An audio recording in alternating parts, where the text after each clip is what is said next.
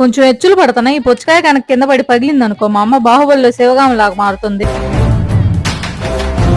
Hi అందరికి, welcome back to another new video. మా అమ్మ అయితే ఎల్లో పుచ్చకాయ కొనేసింది. ఎల్లో పుచ్చకాయ నాలాగా మీరు కూడా ఎల్లో కలర్ లో ఉందనుకుంటే పుచ్చకాయలో లెగ్గెట్టినట్టే. మనకైతే తొందరకి ఎల్లో పుచ్చకాయని అయితే కట్ చేసి చూస్తే అదేమో రెడ్ కలర్ లోనే ఉంది. అంతేలే, పుచ్చకాయ పుచ్చకాయ అవుతుంది కానీ దానిమ్మకాయ అవుతుందా? ఇంక ఎల్లో పుచ్చకాయ టేస్ట్ చూసి చూస్తా ఎట్లుందో. చూడటానికైతే మాత్రం రెడ్ కలర్ లో ఉంది.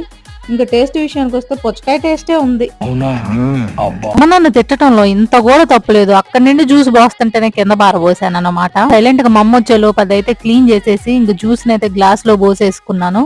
ఫ్రీగా అయితే ఒక సలహా చెప్పబోతున్నాను. మాకెందుకు సార్ ఈ గోల్ అనుకుంటున్నారా? ఏమో సార్, నాకు తెలీదు, ఎందుకో చెప్పబుద్ధి అవుతుంది. వినండి, నచ్చకపోయినా కూడా వినండి. ఎందుకంటే వీడియోని ఎక్కడి వరకు చూసారు కాబట్టి.